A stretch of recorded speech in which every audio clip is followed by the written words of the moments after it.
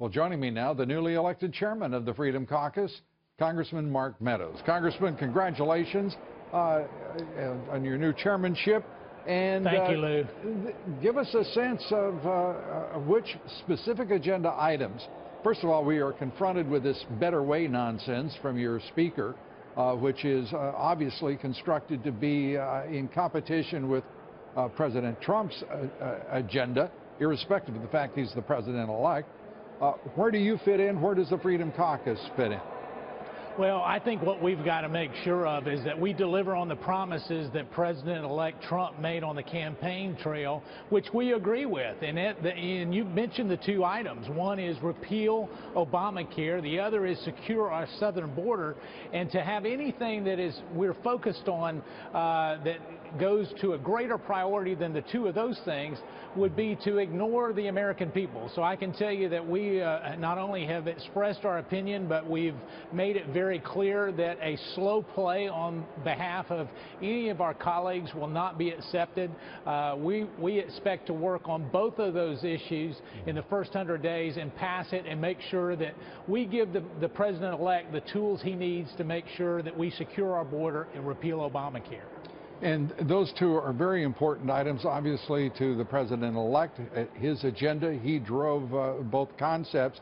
This better way thing on the part of the speaker, the statements by Kevin McCarthy, Congressman Bill Flores, and the very exposed and present nature of your speaker, they're talking about obstructionism when it comes to the Trump agenda, are they not?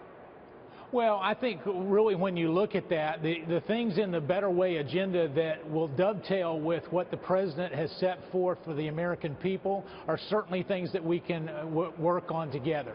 I would say, though, that if we start to focus too much on some of those items that perhaps are congressional agendas, we miss the clearer picture, which is all about making sure that we have national security, border security, job security, and that we put America first. And so the Freedom Caucus was established to give millions of Americans a voice here in Washington, D.C., and whether that's going against the opposing party or our own party, we're going to stand lock, stock together with the American people. That hasn't always been the case with the Freedom Caucus. As you well know, you've been one of the most active members of that caucus, had much to do with, if you will, the succession of the speakership. Can you imagine a point at which, as we approach January, that Ryan would not be reelected Speaker? You know, I don't. Right now, most of our focus is going and making sure that the agenda that's set forth is that we're unified in that. Now, if the leadership were to deviate from that and go a different direction than what the American people would want, it would be met with major resistance, not just from Freedom Caucus members, but a broader perspective and group of conservatives. But as we start to go ahead. I'm sorry, but one of the things that's very important is Donald Trump. His popularity is rising, approval for the carrier deal, both parties. Now, here's a bipartisan element that no one anticipated, certainly in the House leadership. This is a president-elect who right now has a better than 50% approval from members of each party for his carrier deal and for representing the interest of working men and women in this country. That's a big deal.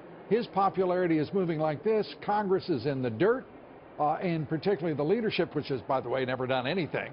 And I'm going back quite some years, but I mean, they're nothing in terms of achievement.